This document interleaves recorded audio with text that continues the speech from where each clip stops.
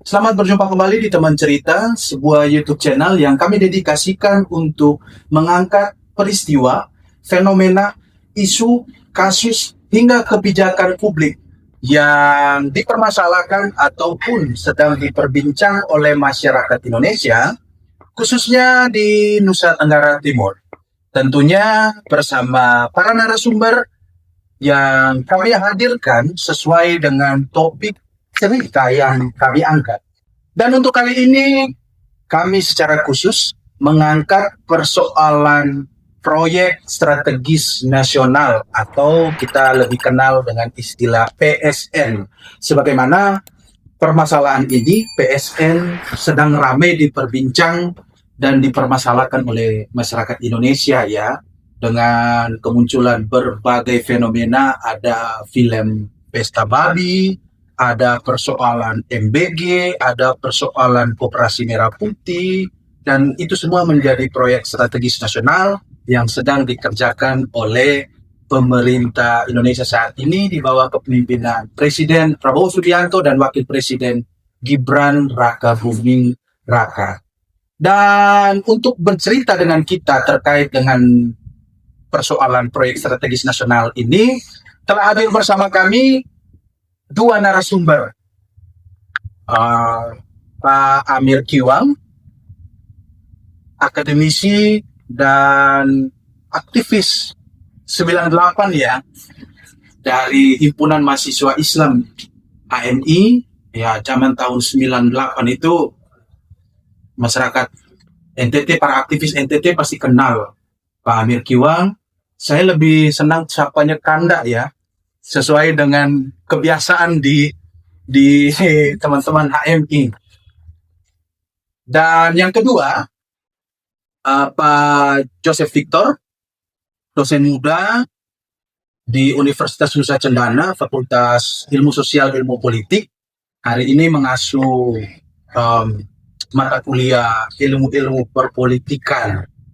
Beliau masih sangat muda, semoga dengan berbagai ilmu yang masih fresh, bisa berbagi cerita dengan kita terkait dengan persoalan perpolitikan Indonesia, persoalan kebijakan, persoalan proyek strategis nasional ini. Apa kabar Kanda dengan Dindaku, Pak Joseph? Luar biasa sekali. Kesibukan apa sekarang? Kesibukannya karena kebetulan sistem pendidikan di Indonesia ini, sistem pendidikan tinggi khususnya ya, memberikan beban yang cukup luar biasa, Kanda ya, kepada para dosen terutama yang baru.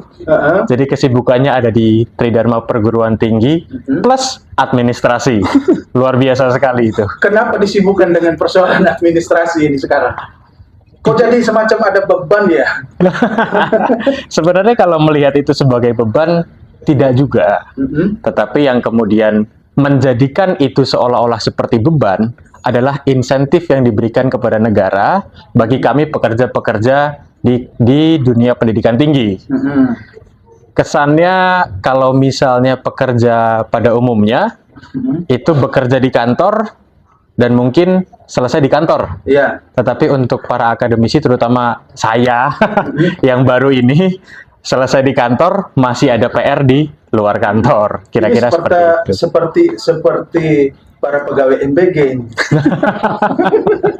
Karena ya masih disibukkan sampai malam, besok paginya harus siapkan berbagai kegiatan untuk hari esoknya, apalagi persiapan makanan yang ya masuk ke dalam perut, dan kalau salah ya keracunan, kalau benar ya kita masih ada tugas lagi selanjutnya.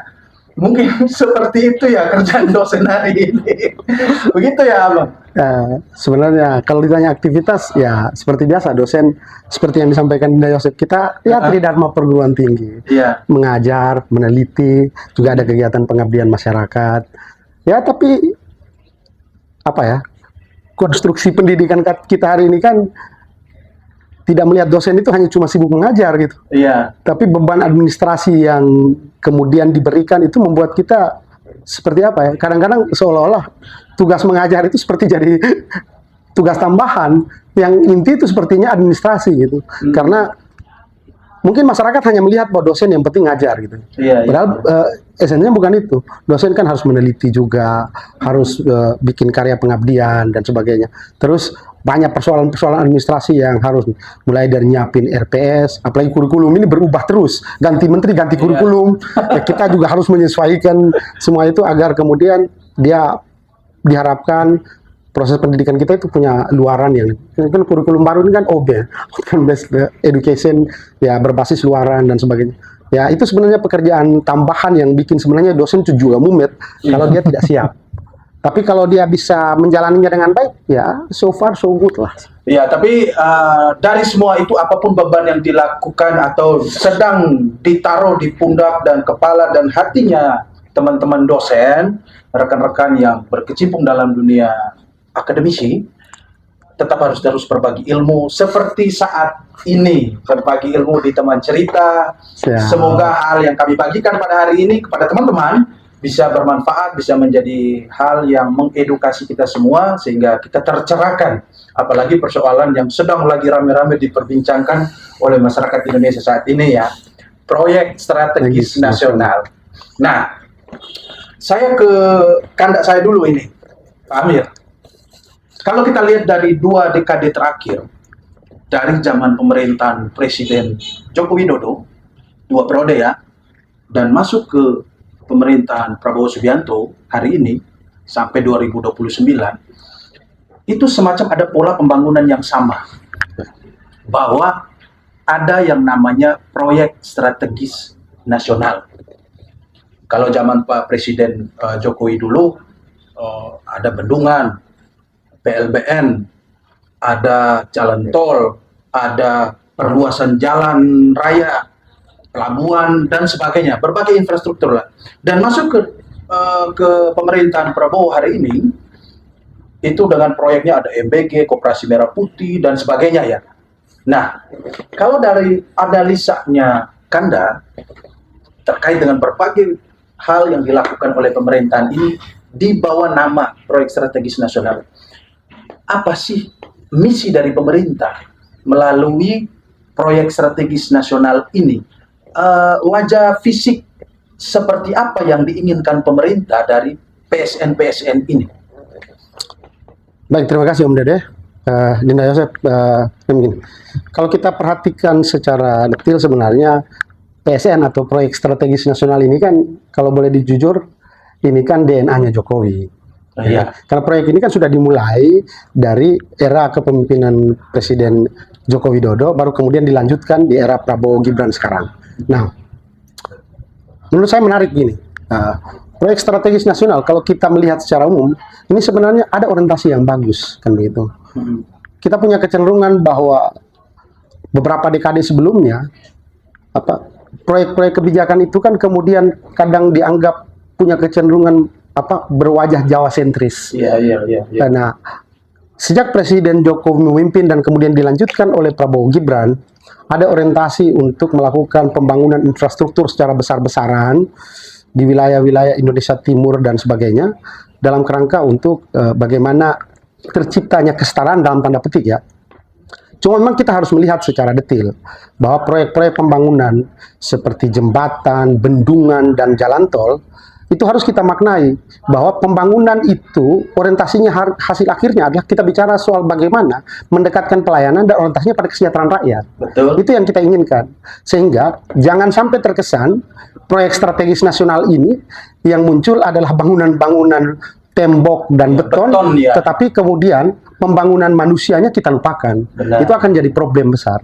Yang berikut, kita berharap setiap pembangunan dari proyek strategis nasional itu punya efek yang jelas bagi kehidupan rakyat. Misalnya begini, pembangunan seperti bendungan, TMF, dan sebagainya. Harus dilihat apa efek dominonya bagi kehidupan sosial ekonomi masyarakat. Kan gitu. Misalnya dengan kehadiran bendungan, NTT ini kan sepertinya kan dulu dianggap sumber air masih jauh. Betul. Sekarang sumber air sudah dekat. Tapi pertanyaannya, dekatnya sumber air ini harus punya efek. Jangan sampai orang hanya bilang sumber air sudah dekat, tapi kita cuma bisa melihat indahnya bangunan bendungan. Tetapi bagaimana air itu bisa kemudian dihadirkan untuk memenuhi kebutuhan hidup rakyat yang memang kekurangan air. Itu dulu yang harus kita lihat. Kalau cuma membangun bendungan hanya untuk sekedar menunjukkan bahwa ada proyek strategis nasional, ada pembangunan bendungan, tapi kemudian tidak punya efek, itu akan jadi soal. Itu secara sosial ekonominya. Ya minimal kehadiran bendungan itu bisa mensuplai wilayah lahan-lahan pertanian masyarakat yang selama ini mungkin cuma menghadapkan hasil perkebunan dan sebagainya, hanya mengharapkan air dari hujan dan sebagainya. Tapi dengan kehadiran seperti ini kan diharapkan bisa memberikan efek yang lebih baik. Tetapi efeknya juga secara sosialnya bagaimana? Pembangunan bendungan otomatis kita butuh area lahan yang cukup luas. Nah, bagaimana dengan nasib tanah-tanah rakyat yang diambil? Bagaimana ganti ruginya? Bagaimana efeknya? Ini kan harus diperhatikan. Karena ketika bendungan itu dibangun kan tidak 1 meter, 2 meter. Betul. Di situ kan artinya ada banyak lahan masyarakat yang harus diambil. Membutuhkan banyak sekali lahan. Sangat butuh. Di situ artinya bagaimana ganti ruginya. Terus tanah-tanah adat, tanah-tanah wilayah yang misalnya terkena efeknya, bagaimana efeknya secara psikologis bagi masyarakat. Itu kan perlu dievaluasi, perlu dianalisis, dan kalau kemudian itu ada problem, pemerintah harus berpikir bagaimana mencari solusinya, agar wajah pembangunan ini betul-betul punya efek bagi manusia, bukan cuma menampilkan bangunan fisik, beton dan juga semen. Itu logikanya. Misalnya, kalau ada bendungan berarti dilanjutkan dengan cetak sawah baru, kemudian Kota Kupang tidak lagi menggunakan tidak lagi kekurangan air, tidak lagi menggunakan tangki, karena memang sudah ada bendungan. Bendungan di NTT itu kan banyak, tapi kenapa sampai hari ini kita masih merasa bahwa kekurangan air? Artinya yang dipersoalkan Kanda ini kan soal efek dari kehadiran bendungan-bendungan itu ya. Kan begini, sebuah kebijakan itu logikanya kan dia harus punya efek yang baik pada masyarakat, apapun bentuknya. Sehingga ketika pemerintah terlepas dari kebijakan itu secara top down atau bottom up ya, efeknya pada rakyat itu harus jelas kelihatannya. Kan gini, pembangunan bendungan, bagaimana efeknya secara ekonomi? Ya, lahan-lahan pertanian yang mungkin tadinya tidak diairi, dia harus mendapatkan pasokan air yang cukup, ya toh. Dia harus kemudian bibit-bibit yang tadinya dia tanam kekurangan air bisa tumbuh dengan baik dan sebagainya. Tapi kalau akses itu tidak dapat, maka apa gunanya kehadiran bendungan itu? Makanya memang pemerintah harus juga melihat itu. Setelah sebuah program atau proyek itu jalan, harus dilakukan evaluasi berkala mulai dari jenjang paling bawah sampai atas. Bukan proyek itu kemudian dibiarkan begitu saja. Jangan sampai kemudian bangunan bendungan itu menjadi bangunan yang terbengkalai dan airnya juga tidak terpakai. Itu kan akan jadi soal. Lalu apa sih sebenarnya misi dari pemerintah untuk melakukan berbagai proyek-proyek ini? Profil fisik seperti apakah yang mau dicapai oleh pemerintah? Bagi saya begini, ini kan kalau saya membaca ini kan, orientasinya kan pemerintah ini kan menciptakan Indonesia yang satu dan tangguh.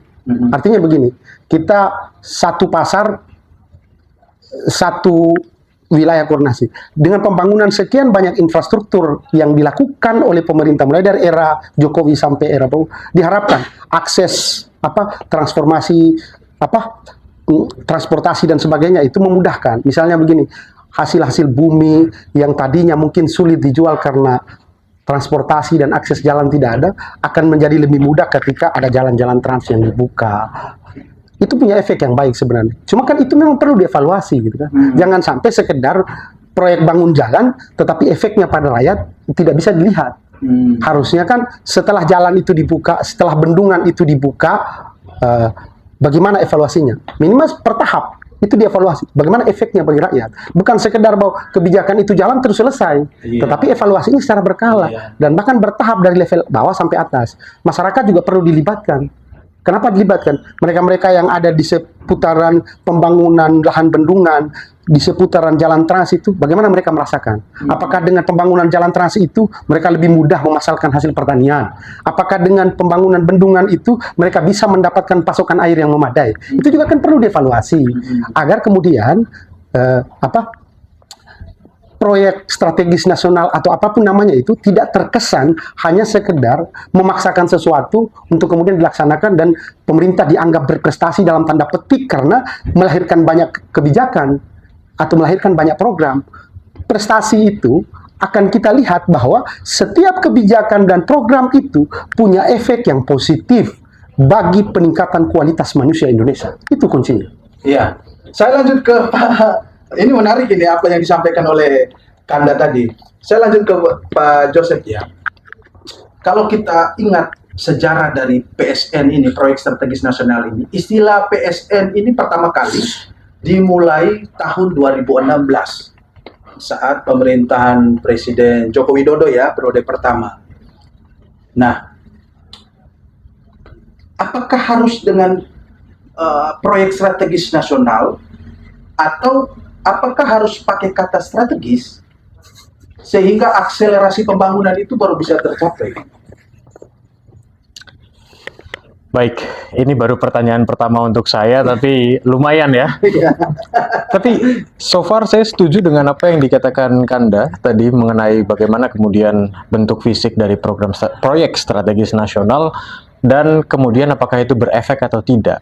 Sebenarnya kalau misalnya dari kajian, dari kita lihat dari perspektif ilmu politik saja, bahwa kemudian ada yang namanya proyek strategis nasional, di situ sudah ada istilah kata ya, istilah katanya kesalahan berpikir dalam birokrasi. Mungkin saya tidak bisa bilang itu sebagai sebuah kesalahan, tetapi ketika ada embel-embel strategis baru itu bisa dilaksanakan, berarti kan pemerintah tidak mampu untuk melaksanakan yang seharusnya dilaksanakan.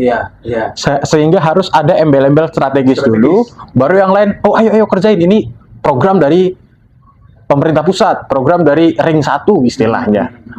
Yang lainnya bahkan tidak concern ke sana. Jadi menurut pemahaman saya terkait dengan apakah kemudian kata strategis itu sebetulnya harus dilaksanakan atau tidak, kalau lagi-lagi kita bicara kalau kemudian negara itu sudah mampu untuk menghidupi rakyatnya, negara itu sudah mampu melaksanakan kewajibannya yang paling fundamental, saya rasa kata strategis itu tidak perlu ada.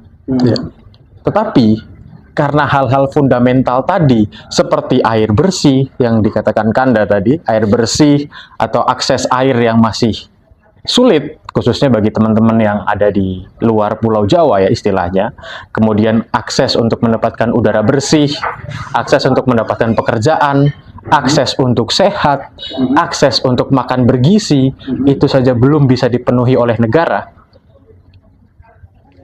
Saya kembalikan lagi jawabannya kepada audiens dan artinya bahwa karena hal-hal fundamental ini belum terpenuhi sebelumnya, maka dibutuhkan kata strategis ini untuk bisa mencapai hal-hal yang fundamental, menjawab hal-hal kebutuhan masyarakat yang fundamental ini, misalnya air bersih dan sebagainya itu ya. Kanda, secara teori infrastruktur itu akan memicu pertumbuhan ekonomi ya. Dan apakah memang PSN ini efektif untuk bisa meminimalisir ketimpangan antara Jawa dan di luar Jawa, atau saya pinjam istilahnya Pak Presiden Jokowi dulu, antara Jawa sentris dengan Indonesia sentris? Apakah PSN mampu menjawab itu? Persoalan apakah kemudian proyek strategis nasional ini bisa menjawab itu akan ada banyak pertanyaan. Karena begini, setiap kebijakan yang kemudian dilahirkan, saya setuju dengan Dinda Yosef tadi. Ini kan begini, kalau bicara ada proyek strategis nasional, berarti bisa jadi ada proyek yang tidak strategis. Kan bisa jadi. Jadi seolah-olah pemerintah sudah melakukan kanalisasi di sini. Harusnya segala program atau proyek dari negara itu harus bersifat strategis. Karena negara ini mengambil kebijakan itu bukan untuk menjawab kepentingan presiden atau kepentingan para elit. Tapi yang dia jawab adalah kepentingan dan kebutuhan seluruh rakyat. Maka logikanya setiap kebijakan atau program nasional yang dia lahirkan itu harus punya nilai strategis. Apa nilai strategisnya? Menjawab seluruh kebutuhan rakyat. Nah, menariknya, apa yang disampaikan oleh Dinda Dede tadi bahwa apakah ini juga bisa menjawab ya kesenjangan dan kemudian menciptakan pemerataan. Ini semua berpulang pada political will pemerintah. Bagi saya begini. Political will ya. Mau tidak pemerintah berpikir bahwa Indonesia ini bukan cuma Jawa atau bukan cuma Sumatera gitu, tapi dari Sabang sampai Merauke, dari Miangas sampai Pulau Rote. Artinya setiap wilayah dan jengkal dari bumi pertiwi ini punya hak yang sama untuk memperoleh segala bentuk intervensi kebijakan. Rakyat yang ada di Rote dengan rakyat yang ada di Sabang dengan rakyat yang ada di Pulau Jawa harus merasakan hal yang sama dari semua efek kebijakan itu. Maka saya sebenarnya punya punya kecurigaan yang masih bersifat positif kepada pemerintah gitu. Karena saya berharap semua kebijakan ini, termasuk pembangunan infrastruktur dan sebagainya, itu percepatan pembangunan yang orientasinya seperti yang Adinda sampaikan, ini kan efeknya harus pada ekonomi. Pembangunan infrastruktur dan sebagainya, tapi juga dia harus bisa dilihat. Kan kayak begini, petani ada di perkampungan, dia produksi hasil pertanian, dia mungkin tidak punya akses untuk menjual hasil pertanian atau hasil buminya ke tempat-tempat yang memang seharusnya untuk menjual itu. Maka negara membuka jalan. Tapi kan tidak selesai di situ. Banyak hal gitu. Kalau jalan raya sudah dibuka, bagaimana akses permodalan, bantuan dalam bentuk bibit unggul, kan semuanya harus ada gitu. Jangan hanya satu proyek strategis nasional, bangun jalan terus menganggap yang lainnya masyarakat usahakan sendiri. Kan begitu logikanya. Logika pembangunan kita ini kan kadang-kadang begini. Kita sulit untuk berharap bahwa karena kemiskinan yang paling akut di Republik ini itu adalah kemiskinan struktural. Betul. Dan kalau kita bicara kemiskinan struktural, itu intervensi dari pemerintah. Betul. Bukan dari rakyat. Ibaratnya begini. Rakyat ada pipa bocor di situ, kita analogikan ada pipa bocor, terus air itu meluber kemana-mana. Rakyat disuruh paksa tiap hari untuk mengepel ini air ini agar tetap kering. Tapi pipanya yang harusnya ditambal oleh pemerintah tidak ditambal. Jadi kita tiap hari kerjanya cuma ngepel aja ini lantai agar tetap kering, agar kita tidak kebanjiran dan sebagainya. Tapi kalau pemerintah mengambil kebijakan menutup itu lubang dari pipa, itu kan selesai sebenarnya. Rakyat tidak perlu dipaksa untuk mengepel. Itu logikanya. Maka mengatasi kemiskinan itu butuh intervensi dalam bentuk kebijakan. Rakyat harus punya akses. Kalau akses jalan seperti proyek strategis nasional clear, disiapkan juga bendungan untuk bisa mengairi tanah-tanah pertanian milik masyarakat. Clear, kita setuju itu. Tetapi itu juga harus didukung dengan bagaimana pengawasannya, bagaimana pelaksanaannya. Terus apakah juga selesai di situ? Rakyat juga harus ditopang dengan mungkin ada tenaga penyuluhan, bagaimana dia sistem pertanian modern. Kalau kita siapkan bendungan tapi pola pertanian dia tetap tradisional tanpa didukung oleh kualitas sumber daya yang baik, ya tetap saja hasil akhirnya akan seperti itu.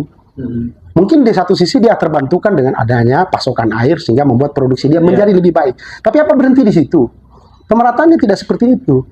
Bantuan pupuk, penyuluhan, bagaimana mengelola pertanian, itu semuanya. Jadi dia harus membentuk satu kesatuan. Sehingga sebuah kebijakan itu ada grand desainnya, kemudian diikuti dengan langkah-langkah yang lebih konkret ke bawah. Jadi bukan hanya sekedar bangun jalan, bangun bendungan, terus rakyat kau urus diri sendiri di situ. Oh, nggak bisa begitu. Nah, saya mau dalami persoalan ini. Kita lebih ke soal koordinasi kerjasama antara pemerintah pusat dan pemerintah daerah. Terkesan, menurut saya ya, koreksi ya, karena koreksi, Dinda koreksi ketika saya salah ya. Menurut saya, sampai detik ini belum ada keselarasan seiring sejalan ya antara pemerintah pusat dan pemerintah daerah. Dalam artian begini, contoh, pemerintah pusat sudah membangun infrastruktur dasar nih, bendungan. Lalu harusnya dilanjutkan oleh pemerintah daerah melalui cetak sawah baru, pengairan, irigasi kepada masyarakat. Bagaimana Kanda ataupun Dinda menilai persoalan soal koordinasi kerjasama antara pemerintah pusat dan pemerintah daerah untuk menggolkan sampai pada kata sejahtera ini? Wah, kalau misalnya goalnya atau tujuannya adalah kata sejahtera bagi seluruh rakyat daerah atau mungkin Indonesia, itu menurut saya Kanda ya, itu masih cukup luar biasa panjang. Ya, bahkan mungkin visi emas kita Indonesia emas 2045 pun itu mungkin belum cukup. Kalau sampai kepada kata sejahtera tadi. Karena kemudian kata sejahtera itu kan standarnya itu kan sangat, istilahnya tidak bisa ditakar hari ini dan besok ya. Tidak bisa ditakar hari ini dan besok, sangat abstrak dan mengikuti perkembangan zaman. Tetapi untuk jawab pertanyaan Kanda mengenai bagaimana kemudian pusat dan daerah pemerintahnya berkolaborasi, saya justru teringat rancangan bentuk negara dari Wakil Presiden pertama kita, Bapak Muhammad Hatta. Ya, mengatakan bahwa negara kita pada saat itu berdiskusi dengan Pak Soekarno, Bung Karno pada saat itu berdiskusi bahwa negara kita harus negara kesatuan atas dasar sebuah penderitaan yang sama. Iya. Senasib sepenanggungan katanya pada saat itu. Betul. Kemudian Pak Muhammad Hatta bilang bahwa, Bung, tidak bisa seperti itu. Kondisi geografis yang ada di Jawa berbeda dengan di Sumatera. Geografis yang ada di Sumatera berbeda dengan Kalimantan. Begitu pula tempat lainnya. Sampai pada kesimpulan beliau, saya pernah baca di biografinya bahwa beliau menginginkan negara ini bukan sebagai negara kesatuan, tetapi sebagai negara federasi. Kemudian sampai pada konklusi bahwa akan ada masanya ada sebuah perselisihan antara pusat dan daerah apabila tetap melakukan konsep negara kesatuan tadi. Dan hari ini terjadi. Iya. Itu yang saya lihat sampai sejauh ini. Bukan berarti saya menawarkan untuk kita mengganti bentuk negara, tidak. Tetapi perlu ada, betul seperti kata Anda, evaluasi menyeluruh. Bahkan sekarang kalau misalnya kita melihat dari sisi kebijakan saja, bupati, wali kota itu memiliki kewenangan yang lebih besar daripada gubernur dalam rangka urusan infrastruktur, urusan mengurusi lebih dekat istilahnya, lebih dekat dengan rakyatnya. Tapi bukankah itu konsep dari otonomi daerah yang sesuai dengan, kalau saya tidak salah, Undang-Undang Nomor 14 ya, terkait dengan Undang-Undang Otonomi Daerah, bahwa ya bupati dibandingkan gubernur itu, kalau tidak salah ya, kalau konsep undang otonomi daerah, gubernur memang tidak punya wilayah. Karena gubernur perpanjangan tangan pemerintah pusat di daerah. Perpanjangan tangan pemerintah pusat. Nah, poinnya di situ, Kanda. Poinnya di situ. Ketika kemudian pemerintah pusat dan pemerintah daerah ini tidak saling ketemu istilahnya ya, kenapa tidak kemudian disatukan saja? Atau mungkin malah ditiadakan. Jadi langsung ke micromanagement pusat kepada daerah lewat bupati dan wali kota. Jadi apa kemudian fungsi gubernur? Apa kemudian fungsi pemerintah provinsi? Kalau itu hanya sebatas perpanjangan tangan. Apalagi sekarang di masa digitalisasi, seperti kata Pak Gibran ya, semua bisa dilakukan via digital, melalui email, internet, AI, dan lain sebagainya. Apakah kita bisa lebih berhemat dan lebih berefisiensi? Apabila kemudian beberapa hal yang ada di pemerintah provinsi bisa kemudian diambil alih dengan hal-hal yang sifatnya digital tadi. Kan realitasnya begini, kita ini kan meskipun sudah bicara soal otonomi daerah, desentralisasi dan sebagainya, tapi banyak kebijakan dalam tanda petik termasuk proyek strategis nasional ini sifatnya top down, ini dari atas ke bawah. Saya mencurigai, tidak menuduh ya, ada terkesan Jakarta memaksakan daerah untuk kemudian melaksanakan program itu tanpa melihat kesiapan daerah. Harusnya program-program yang bersifat nasional yang kemudian diturunkan ke daerah juga harus dilihat bagaimana kesiapan daerah untuk melakukan itu. Tidak usah jauh-jauh. Perekrutan P3K kemarin aja, itu kemudian begitu terjadi polemik masalah keuangan, itu kan diserahkan kembali ke daerah. Kalau daerah mau melanjutkan, kan tergantung apakah kesiapan keuangan daerah. Nah ini kan akan jadi problem. Di tengah lagi situasinya kita bicara efisiensi. Meskipun pemerintah juga syarat anomali, bicara efisiensi, tapi struktur di pemerintahan justru digemukkan. Wakil menteri ditambah dan sebagainya. Ini juga jadi soal. Nah, berpulang ke soal itu, kita berharap sebenarnya sebuah program yang bersifat nasional kemudian harus dilaksanakan secara menyeluruh di seluruh daerah, sebenarnya juga harus mempertanyakan kesiapan daerah. Siap nggak daerah untuk melaksanakan itu kalau ada kebijakan bersifat nasional. Dan kalau dia tidak siap, apa dukungan pemerintah pusat untuk memberikan dukungan agar daerah itu siap? Bukan daerah dilepaskan sendiri berjalan, bahwa ini program nasional sudah dilaksanakan, selanjutnya kau urus. Kan harus dievaluasi juga, daerah siap nggak? Kualitas sumber dayanya siap tidak? Manusianya siap tidak? Dan segala macam persoalan di situ, dia siap nggak menghadapi itu? Nah ini yang perlu disinergikan. Maka sebenarnya rumusan kebijakan, meskipun dia itu bersifat top down, tetapi harus juga memperhatikan realitas kearifan lokal di masyarakat itu. Kan jangan sampai program itu mungkin efektif di satu daerah, tapi belum tentu efektif di daerah lain. Karena ini realitasnya. Sama seperti Dinda Yosef sampaikan tadi. Karena bicara ini kan Jawa nggak sama dengan Sumatera, Sumatera nggak sama dengan Sulawesi, Sulawesi nggak sama dengan Indonesia Timur yang lain. Masing-masing punya realitas kearifan lokal yang berbeda. Karakteristiknya berbeda. Maka lahirnya sebuah kebijakan itu ketika dia harus disasar ke NTT, paling tidak ada kanalisasi di situ. NTT prioritasnya butuh apa? Kalau dia butuh bendungan, bagaimana kesiapan pemerintah daerahnya? Kalau bendungan itu dibangun di Kabupaten Kupang, bagaimana kesiapan petaninya? Bagaimana kesiapan pemerintah daerahnya untuk mendukung itu? Kalau dia sudah bangun bendungan, pemerintah siap tidak untuk mungkin backup dengan dinas kehutanannya, backup soal bibit, backup soal tenaga penyuluh, siap nggak? Jangan sampai sudah bangun bendungan di satu kabupaten, tapi di dinas pertaniannya atau dinas kehutanannya tidak siap tenaga penyuluhannya, bantuan bibitnya tidak ada, rakyat seperti itu saja. Dia cuma nonton kehadiran sebuah bendungan, nggak bisa buat apa-apa, pendukungnya nggak ada. Tapi betul Kanda.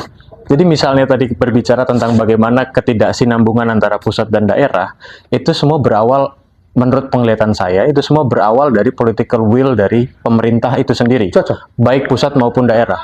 Karena posisi pejabat kita, mungkin tidak semua, tapi yang kita lihat di media sekarang, atau bahkan kita baca di kajian, mereka itu menjadi pejabat untuk mencari uang. Bukan menarik ini, mencari uang ini maksudnya dalam artian seperti apa ini? Iya, bukan menjadi pejabat atau wakil rakyat untuk mewakili rakyat. Jadi orientasinya uang. Jadi ada sistem resiprokal yang mereka terapkan dalam konsep birokrasi, di mana apa yang mereka kerjakan, pencapaian-pencapaian mereka itu harus bisa diukur lewat angka, baik itu ekonomi, baik itu jalan-jalan, baik itu infrastruktur apapun itu. Jadi apa yang mereka hasilkan itu, apa yang mereka kerjakan itu bisa diukur lewat angka. Padahal dalam upaya untuk kemudian meningkatkan kualitas SDM, itu kan sangat sulit untuk mengukur lewat angka. Sangat sulit. Kita mengukur stunting dan lain, memang bisa diukur lewat angka, memang bisa. Tetapi untuk mendapatkan hasil itu kan perlu waktu yang panjang. Sementara periode-periode mereka dalam menduduki jabatan tersebut itu kan hanya kita bisa bilang singkat. Terlalu singkat. Jadi konsep mereka itu berubah dari yang tadinya mungkin janji kampanyenya mau memberi makan anak-anak Indonesia. Tuhan izinkan aku, ya Kanda semua tahu lah itu pidato siapa. Menjadi bagaimana kemudian aku bisa mengembalikan dana kampanye. Bagaimana kemudian aku bisa hidup dari pekerjaanku yang sebagai wakil rakyat ini. Artinya bahwa ini persoalan bahwa kebijakan publik itu harus dievaluasi secara terus-menerus. Apakah ini bisa berdampak baik dari sisi perencanaannya maupun ketika sudah dieksekusi harus terus dievaluasi sehingga sampai pada kata tadi berdampak untuk masyarakat luas ya. Proyek-proyek strategis nasional ini kan tentunya membutuhkan anggaran yang luar biasa, triliunan anggaran.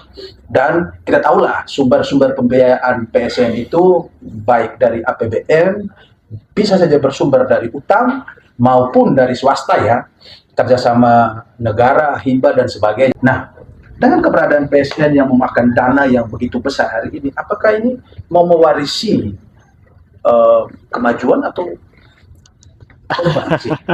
Baik Anda, terima kasih pertanyaannya. Ini ya lumayan mengerikan ya sebetulnya.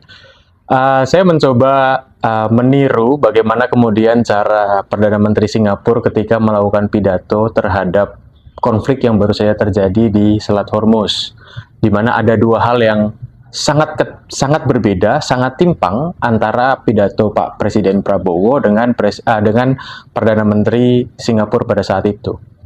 Beliau mengatakan bahwa negara kita akan menghadapi krisis, kita harus menyiapkan segala sesuatu yang diperlukan.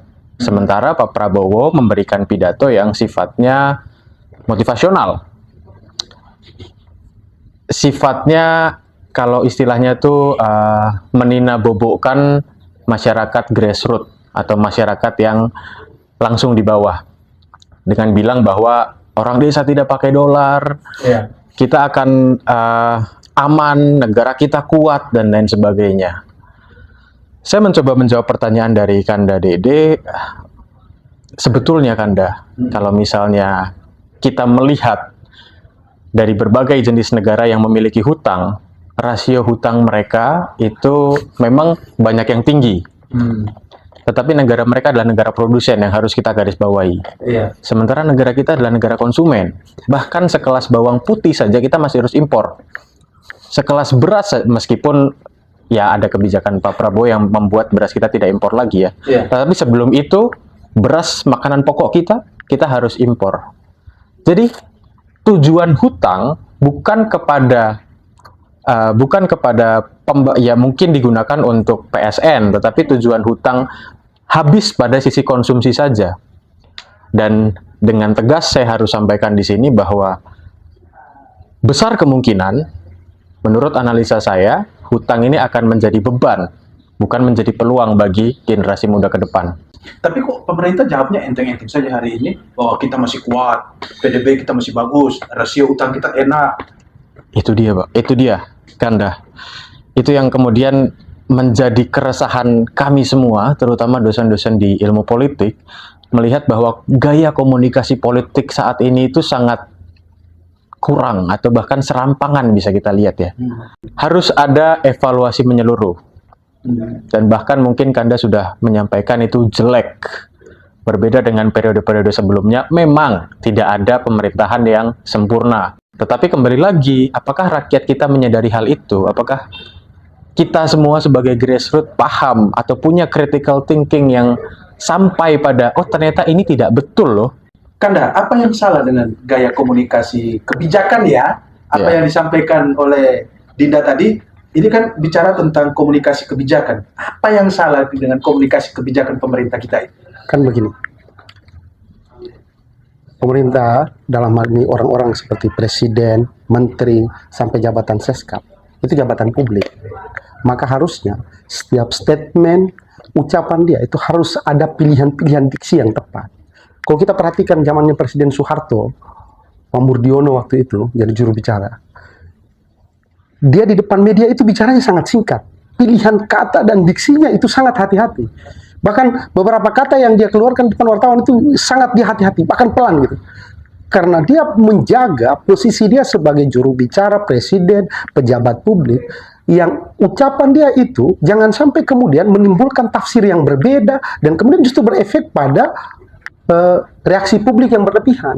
Maka seorang pejabat publik memang ketika dia menyampaikan pernyataan, statement dan sebagainya, itu harus dengan pilihan-pilihan diksi yang baik. Termasuk misalnya ketika dia bicara soal kebijakan seperti ini, MBG lah, Koperasi Merah Putih atau proyek strategis nasional yang lain, ketika ada kritikan dan sebagainya, bicara itu harus by data. Ini kebijakan ini analisisnya seperti ini, dan ini efeknya. Sehingga kalau memang ada yang mau mengkritik, gunakan juga data, gunakan juga konsep yang benar. Sehingga di situ akan nyambung alurnya. Ini kan terkesan pemerintah seperti dalam tanda kutip ya, seperti panik ketika ada kritikan muncul di mana-mana atas berbagai proyek strategis nasional yang mereka lakukan. Bahkan presiden pun terkesan asal bunyi ketika ada hal-hal yang kemudian dikritiki oleh masyarakat gitu. Seenaknya saja sekelas presiden bicara bahwa melemahnya nilai tukar rupiah terhadap dolar itu tidak ada masalah karena rakyat di desa tidak itu pakai dolar. Belanja tidak pakai dolar. Pernyataan ini mirip seperti apa yang disampaikan oleh Presiden Robert Mugabe dari Zimbabwe. Waktu nilai tukar mata uang dolar itu menguat dan melemahnya mata uang Zimbabwe, apa kata Robert Mugabe?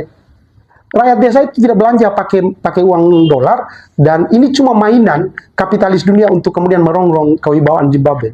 Mungkin kita setuju satu sisi bahwa ini ada permainan di level kapitalis dunia yang kemudian bisa merongrong kondisi perekonomian bangsa. Tapi kan juga harus ada langkah antisipatif gitu. Bukan terkesan membela diri dan kemudian tidak ada uang apa-apa. Rakyat sebenarnya harus dijelaskan. Oh ya, untuk mengantisipasi supaya nilai tukar dolar itu jangan lagi menguat. Ini langkah-langkah strategis pemerintah. Ini kebijakan-kebijakan keuangan yang dilakukan. Bukan mengganti menteri keuangan di tengah jalan. Yang harus dilakukan adalah melahirkan kebijakan untuk mengantisipasi ini. Dan itu hanya bisa dilakukan oleh bagian keuangan. Dia harus melakukan analisis menyeluruh tentang konstelasi ekonomi global, ya, terus bagaimana efeknya perdagangan global terhadap perdagangan nasional dan regional. Baru kemudian ini rumusan kebijakan yang diturunkan. Dan itu kalau itu kan clear. Bukan malah kemudian memaksakan dengan nilai tukar dolar yang makin tinggi terhadap rupiah, kita tetap memaksakan program strategis nasional jalan, terus keuangan juga kita masih terus meminjam. Ini kan bayi yang baru lahir juga harus menanggung utang di Republik ini. Ingat, yang berutang boleh presiden, tapi yang menanggung seluruh rakyat. Karena itu bukan utang pribadinya seorang presiden. Setuju. Selesai masa jabatan dia turun, tapi utang itu tetap akan dipikul dan dibebankan kepada negara. Artinya utangnya masyarakat Indonesia. Utangnya kita seluruh rakyat Indonesia gitu. Kalau tata kelolanya yang salah, berarti seluruh masyarakat Indonesia harus menanggung itu ya. Memang tata kelolanya sudah salah. Kalau kita mau jujur kan, kalau kita baca di media, 80% pendapatan Republik ini itu lahir dari pajak. Maka pertanyaannya, di mana hasil sawit itu? Di mana hasil minyak bumi itu? Di mana hasil pertambangan? Di mana hasil hutan semua itu? Itu larinya kemana gitu? Karena toh pemerintah sudah 80% penghasilan negara ini dari pajak. Artinya, logikanya negara ini dibiayai oleh rakyat. Lalu Nah, terus mineral dan sebagai kekayaan itu semua yang disebut kolam susu itu larinya kemana? Terus kita juga sibuk hutang ke luar negeri. Rakyat kemudian yang jadi korban. Ini kalau kita tidak bilang negara hancur, ya negara gagal sebenarnya. Kalau barang ini dibiarkan seperti ini, kehancuran Indonesia seperti yang Prabowo pernah ramalkan ketika dia sebelum jadi bisa saja terjadi, Indonesia bubar. Maka untuk itu jangan bubar. Pemerintah perlu melakukan langkah-langkah yang lebih bersifat konkret, bukan punya kecenderungan panik kemudian menjawab seenaknya lewat media dan kemudian malah menciptakan debat kusir dan perkelahian dengan orang-orang yang mengkritik kebijakan. Pemerintah tidak dewasa dalam hal ini. Kalau pemerintah dewasa, harusnya dia menerima bahwa pemerintah sebagai sebuah sistem yang dibentuk untuk mengelola negara, dia harus terbuka terhadap kritik. Dia harus siap terhadap masukan. Maka tugas dia melahirkan kebijakan yang betul-betul pro rakyat. Kalau tidak bisa, mengundurkan diri aja. Nggak usah pusing. Impeachment, Bro, Kanda. Cocok itu. Anda ini kan dipilih oleh rakyat untuk menjawab kebutuhan rakyat. Bukan untuk kemudian Anda duduk di situ dan seolah-olah menjadi penguasa. Presiden dan seluruh aparat pemerintah itu public service. Pelayan publik. Yang kemudian segala kebijakannya harus berorientasi untuk menjawab kebutuhan rakyat. Ini kita berharap bagaimana Indonesia menyongsong era emas 2045 kalau kebijakan kita masih seperti serampangan seperti ini. Ini jauh panggang dari api. Ini artinya Kanda menekankan kembali soal evaluasi terus yang dilakukan oleh pemerintah sesuai dengan apa yang menjadi keresahan, kecemasan publik hari ini ya. Betul. Saya ingin tarik kembali ke persoalan PSN. Ini kita bahasnya karena persoalan PSN ini mungkin seksi ya. Nah, dia menyentuh banyak aspek. Banyak aspek, makanya banyak sekali hal yang kita perbincangkan pada kesempatan ini. Banyak sekali cerita yang meluas dari topik PSN ini. Nah, dari berbagai proyek strategis nasional, kalau kita lihat secara baik, Presiden Jokowi dulu itu infrastruktur dibangun. Hari ini dengan Perpres nomor 12 tahun 2025 tentang RPJMN 2025-2029 itu terlihat jelas ada proyek-proyek kebijakan-kebijakan carry over itu maksudnya yang melanjutkan dari pemerintahan sebelumnya, juga program-program baru, misalnya Koperasi Merah Putih, Danantara, gizi gratis, Danantara dan sebagainya. Nah, dari berbagai proyek strategis nasional yang ada saat ini, apakah itu menerjemahkan kebutuhan daerah atau memang itu merupakan visi Jakarta yang dipaksakan kepada daerah? Kan begini, saya tidak mencurigai, cuman jangan sampai dengan banyaknya problem ya, MBG sudah jalan, kita tidak bilang tidak ada problem. Banyak kasus yang kita temukan, keracunan makanan dan sebagainya. Artinya, ada proses pengawasan yang tidak jalan di situ. Itu satu. Program-program ini mungkin, dalam tanda petik, pemerintah punya niat baik. Tapi jangan terkesan, Jakarta memaksakan itu ke daerah. Harusnya kan ditanya juga kesiapan daerah. Siap nggak program ini dijalankan? Ada nggak dana cadangan di daerah misalnya untuk mengcover itu? Jangan sampai program jalan, dana tersendat kita ngutang lagi. Betul. Kan itu yang terjadi selama ini. Betul. Yang kedua, harus dievaluasi.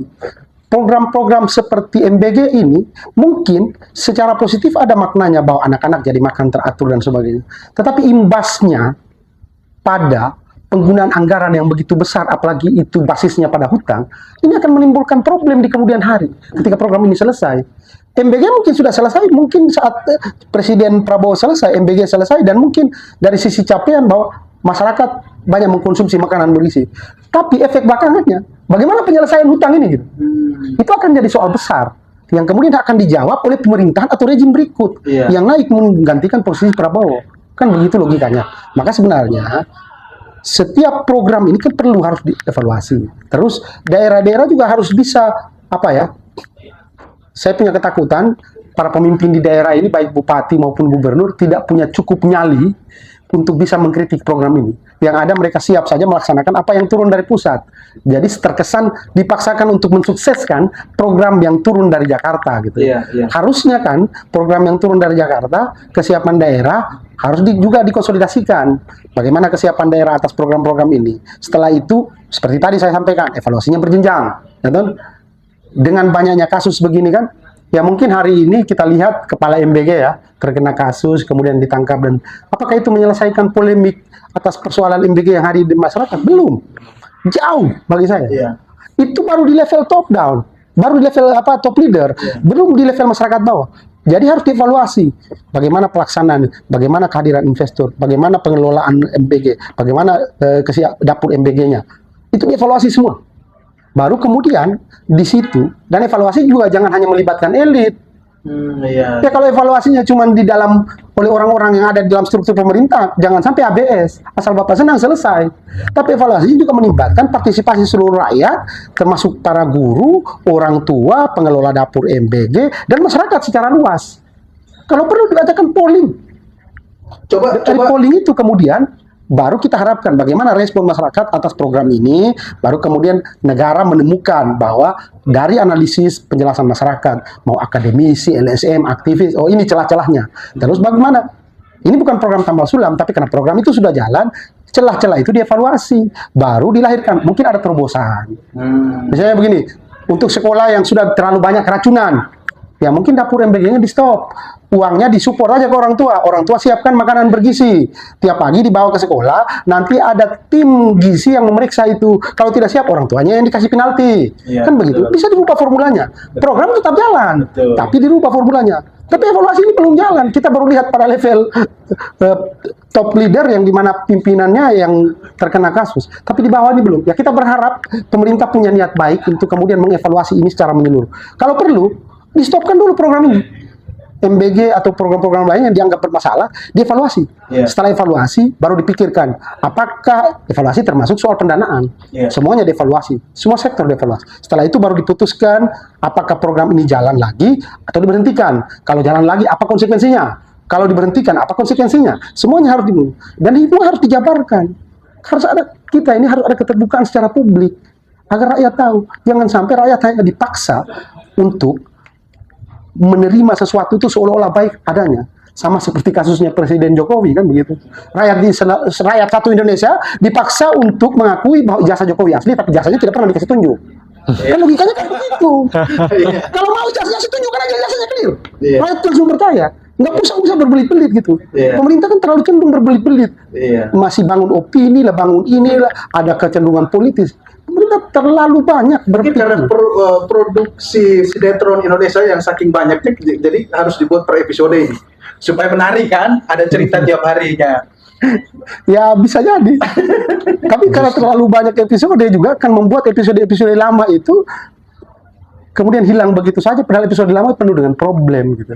Jadi kita terkesan esensinya hilang kasus-kasus yang lama terus memunculkan kasus akhirnya ribut. Sama seperti yang baru saja terjadi kemarin ketika Pak Gibran datang ke Amfoang ya. Itu kan menjadi sebenarnya kalau kita lihat dari kacamata ilmu itu kan menjadi tamparan keras bagi pemerintah NTT, pemerintah provinsi. Betul. Tamparan keras. Betul. Dan bahkan sampai saat ini itu seakan-akan tidak diaminkan bahwa kemudian ada permasalahan fundamental yang ada di Provinsi NTT yang harus segera ditangani. Sampai seorang ya terlepas intriknya apa ya, tetapi urusan infrastruktur jembatan yang di Amfoang itu saja Pak Gibran harus turun tangan. Itu kan hal-hal yang seharusnya selesai di level provinsi, level daerah. Dan harusnya apa yang disuarakan oleh rakyat di daerah itu sampai ke telinga Bapak Gubernur, tetapi harus level pusat datang, itu kan menjadi sebuah pertanyaan. Saya ingin kembali lagi pada persoalan PSN yang begitu banyak 2 dekade terakhir ini. PSN yang dilakukan selama ini tidak luput dari konflik agraria. Pertanyaan saya untuk Indah Joseph, apa yang salah komunikasinya? Apakah ada kegagalan komunikasi pemerintah dan masyarakat sehingga menciptakan konflik-konflik agraria ini? Sebenarnya konflik agraria itu Kanda, kalau dari pengalaman, bukan pengalaman ya, penglihatan saya, itu masalahnya sangat satu fundamental, dua sangat menyeluruh. Jadi tidak hanya soal PSN saja. Konflik agraria itu sudah ada semenjak tanah itu jadi kepemilikan warga negara.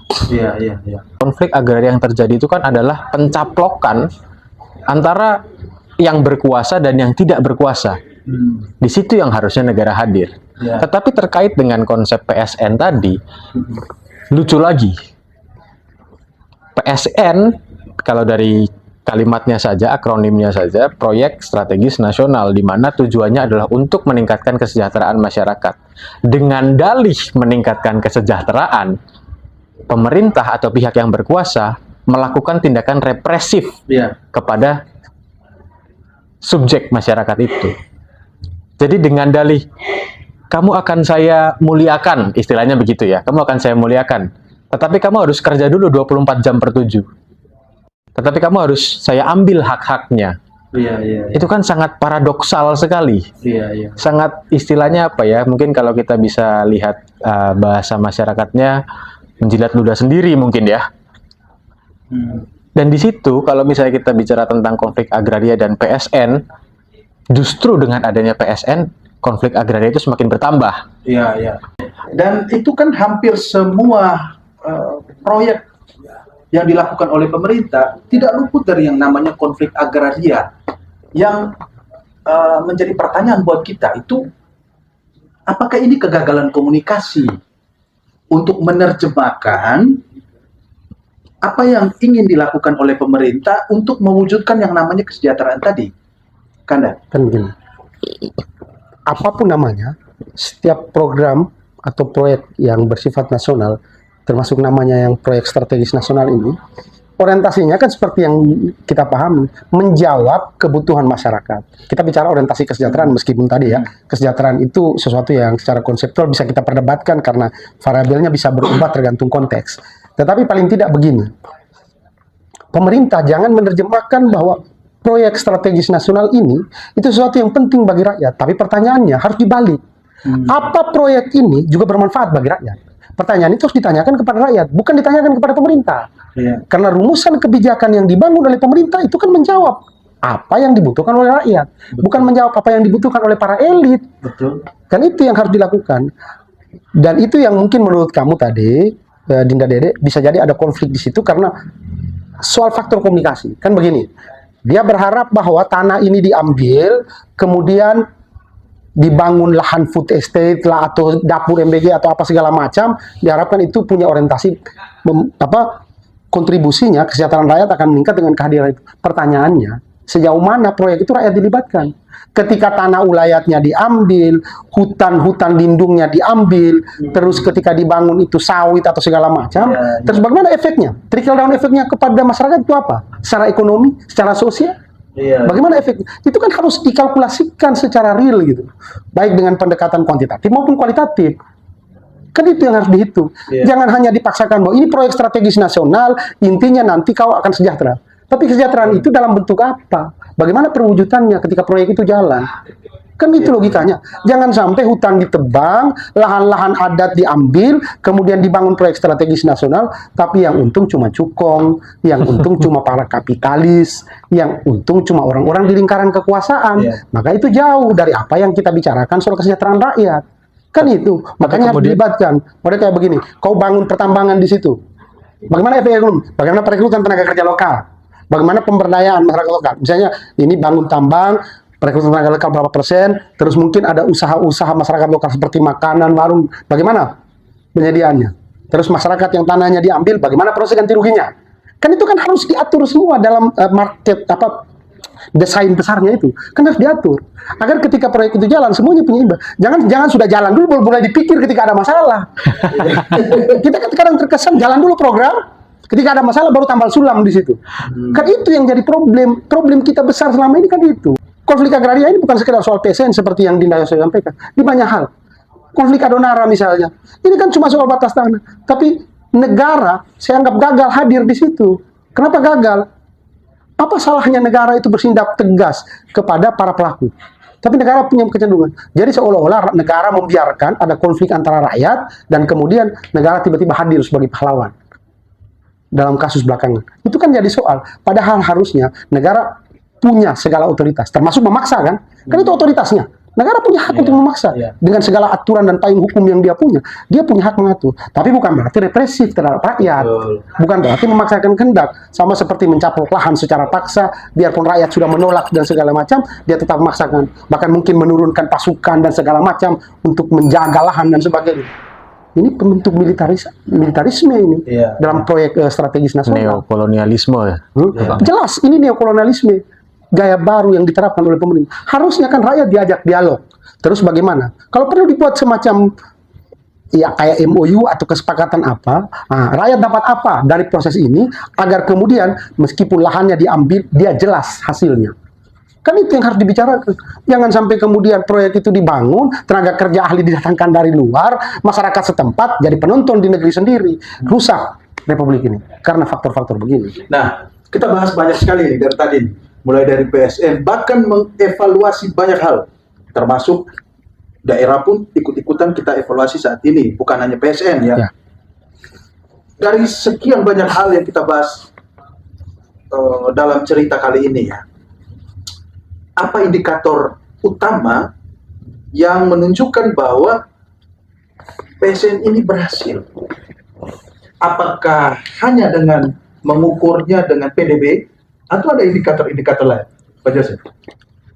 Untuk menjawab pertanyaan Kanda Dede, saya tetap kembali pada statement saya di awal, bahwa sebetulnya ketika negara mampu untuk menyelesaikan masalah-masalah fundamental seperti hidup layak, infrastruktur, ekonomi, dan lain sebagainya, sebetulnya proyek strategis nasional ini sudah berhasil. Bahkan justru tidak perlu ada kata strategis di sana. Di mana itu sudah jadi proyek nasional, semuanya kena, tidak ada kanal-kanal yang memprioritaskan satu proyek saja, satu kebijakan saja. Tetapi kalau itu kan kita bicara idealnya, dan sekali lagi, hampir semua kebijakan di Indonesia niatnya baik. Idenya mulia, tetapi pelaksanaannya yang selalu gagal. Itu kan jadi pertanyaan. Ketika selalu gagal, apa faktor kegagalannya? Jadi untuk melihat faktor-faktor yang kemudian menjadi indikator keberhasilan PSN tadi, yang paling utama dari faktor ekonomi. Permasalahannya, justru PSN sekarang melemahkan ekonomi kita. Melemahkan ya? Iya. Ya. Kanda, Ya, apakah cukup dengan PDB untuk mengukur bahwa PSN ini berhasil atau ada indikator-indikator lain? kan begini. Keberhasilan sebuah program secara nasional itu kan tidak bisa kita hanya ukur dari satu variabel saja. Betul. Kan misalnya begini, mungkin kita akan mengukur bahwa ekonomi masyarakat baik kalau bagus PDB-nya, produk domestik bruto. Tapi apakah sebuah program nasional itu hanya kita ukur dari keberhasilan atau capaian hanya dengan menggunakan pisau ekonomi? Kan harus juga kita pikirkan aspek yang lain. Aspek sosial, budaya, bahkan psikologi masyarakat juga harus kita ukur. Program strategis nasional ini turun. Lahan diambil, mungkin ganti rugi memadai. Secara ekonomi, clear. Tapi secara psikologi, clear tidak? Bagaimana masyarakat yang kehilangan tanah adat, tanah ulayat, rumah adat yang harus digusur karena lokasinya dijadikan sebagai proyek strategis nasional.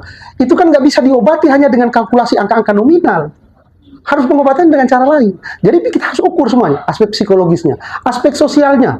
Bagaimana hubungan kekerabatan ketika sebuah lokasi pertambangan atau lokasi proyek strategis nasional itu berdiri, masyarakat harus dieksodus, dipindahkan ke tempat lain. Dia harus ada di satu hunian baru, mungkin dengan komunitas yang baru. Dia harus menata ulang kehidupan sosial budayanya.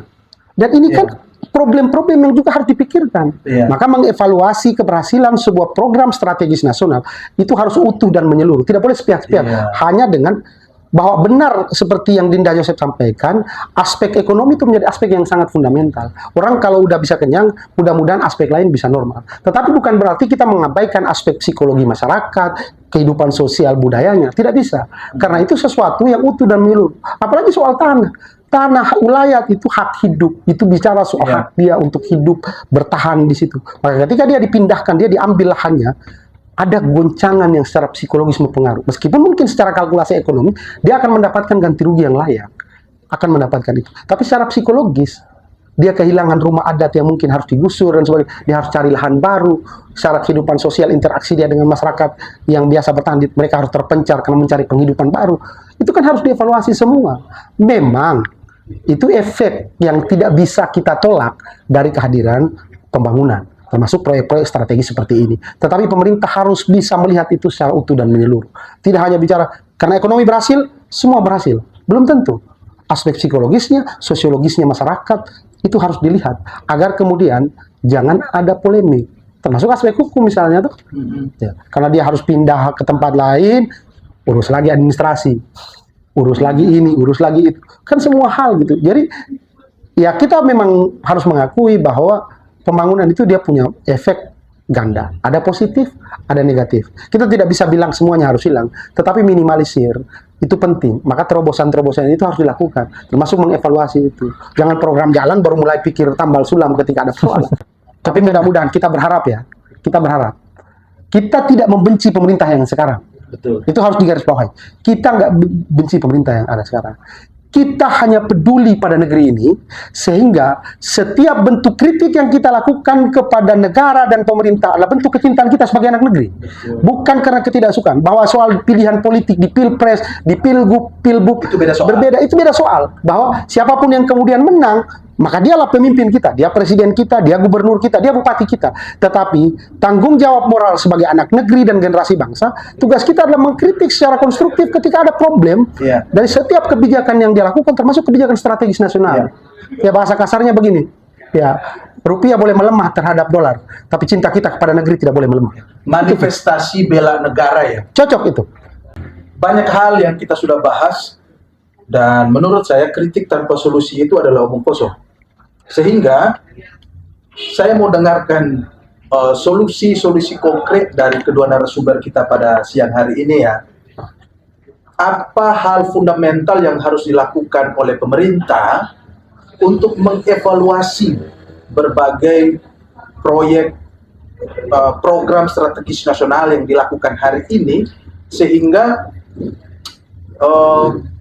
ya sesuai mimpi awalnya bahwa untuk menciptakan kesehatan. Kalau kita bicara soal bagaimana agar proyek strategis nasional atau program-program nasional lainnya itu bisa baik, pertama kita evaluasi secara menyeluruh dari setiap program. Jadi masing-masing program itu harus dievaluasi secara menyeluruh dan berjenjang, mulai dari level bawah, karena bawah itu yang paling dasar dan mereka implementasinya seperti MBG, Koperasi Merah Putih dan sebagainya, itu dievaluasi berjenjang sampai di atas, dan kemudian dilakukan evaluasi secara menyeluruh. Karena apa? Dari evaluasi itu baru harus dirumuskan poin-poin rekomendasinya. Apa proyek ini harus jalan, atau proyek ini harus ditangguhkan dan diganti dengan proyek yang lain. Karena apa? Karena proyek itu kalau dipaksakan jalan, konsekuensinya apa? Kalau dipaksakan berhenti, konsekuensinya. Itu harus dilakukan evaluasi secara total.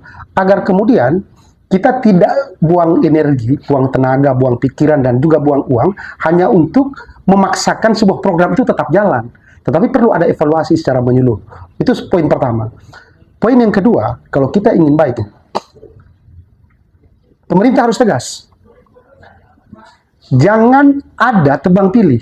Hanya karena misalnya, oh yang pengelola MBG, pengelola Koperasi Merah Putih, yang urus food estate ini orang-orang saya yang ikut berdarah-darah, berkorban banyak ketika saya jadi presiden, saya jadi bupati, relawannya, tim suksesnya. Kalau dia salah, clear. Dia harus dikasih sanksi, diganti oleh orang-orang baru yang lebih tegas dan profesional. Karena proyek-proyek seperti program strategis nasional ini bukan program yang cuma dilemparkan begitu saja, tetapi punya orientasi dan efek yang besar. Dia menyedot banyak anggaran dari negara dan harus punya efek yang baik bagi rakyat. Maka penempatan orang-orangnya juga adalah orang-orang yang punya kualifikasi, profesionalisme, dan juga yang paling penting punya integritas. Integritas ini kan soal moral. Moralnya sulit diukur. Banyak orang pintar, banyak orang cerdas, tapi kalau integritasnya rusak, jangan didiamkan hanya karena dia tim sukses, hanya dia relawan, tapi harus diganti.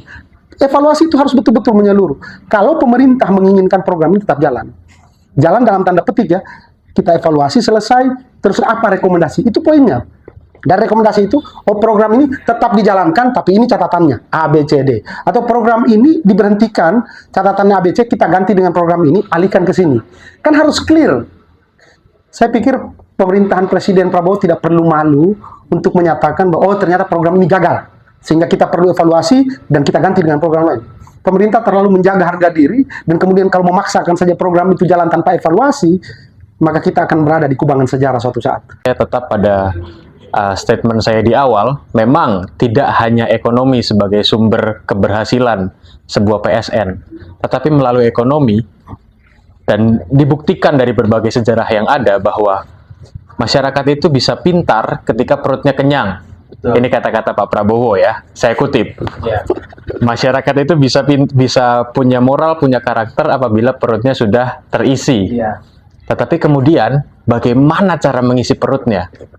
Yang tentu bukan dari MBG saja. Jadi bagaimana kemudian apa yang perlu dievaluasi dari program strategis nasional? Menurut saya semua PSN atau mungkin program tidak harus pakai strategis, itu harus punya dampak yang fundamental bagi masyarakat.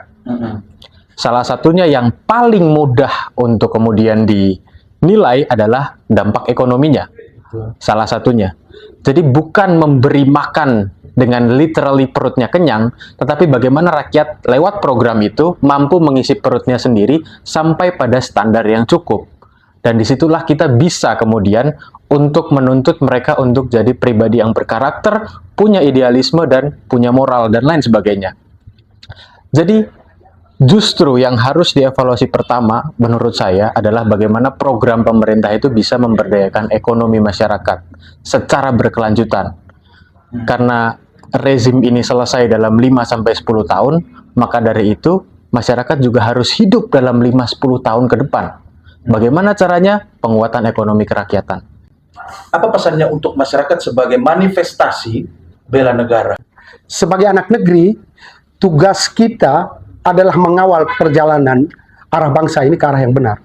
Dalam bahasanya Ali Saryati, kita ini adalah manusia-manusia rausan fikir atau insan-insan tercerahkan. Maka tugas kita adalah mengawal perjalanan bangsa ini. Kalau ada yang salah, ada yang keliru menurut kita, maka tugas kita adalah mengkritisi, dan dalam tanda petik. Bukan kemudian menjalimi pemerintah dengan cara yang tidak benar. Tapi sebagai anak bangsa, kewajiban kita mengawal setiap perjalanan yang dibangun. Siapapun presidennya, dia akan datang silih berganti. Tetapi negeri ini harus tetap berdiri di atas fondasi sebagai sebuah nation state yang namanya Indonesia, sebagai warisan sekaligus titipan anak negeri yang akan kita jaga sepanjang hayat kita ada di kandung badan. Kan sebagai anak negeri, cinta kepada negeri adalah sesuatu yang tidak boleh kita tawar dengan harga apapun. Dan kritik kita kepada pemerintah adalah bentuk tanggung jawab moral kita sebagai anak negeri atas kecintaan kita pada negeri ini. Bukan karena rasa benci kita kepada pemimpin. Dinda, apa pesan untuk teman-teman di rumah? Baik, Anda, terima kasih untuk pesan bagaimana memanifestasikan bentuk cinta kepada negara. Jadilah orang pintar. Bagaimana cara jadi orang pintar? Bersekolahlah, lebih banyak diskusi, hitamkan kopimu, perdalam diskusimu. Terima kasih Kanda atas waktunya sudah berbagi cerita. Dinda, terima kasih banyak atas waktunya sudah berbagi cerita bersama teman-teman semua di rumah. Dan untuk teman-teman semua di rumah, kita sampai di sini dulu cerita kali ini. Semoga apa yang telah dibagikan, apa yang telah diceritakan, apa yang telah di-share dalam cerita kali ini dapat memberikan informasi dan mengedukasi kita semua terkait dengan persoalan-persoalan dinamika kebangsaan, terkait dengan perpolitikan, terkait dengan kebijakan dan proyek strategis nasional pada khususnya. Tetap waras bernegara, tolak segala macam bentuk hoax, tolak segala macam provokasi sara, dan terus ikuti kami karena yang kami sajikan bukan cerita biasa. Kita akan berjumpa kembali pada konten-konten kami selanjutnya. Sampai jumpa. Teman cerita, bukan cerita biasa.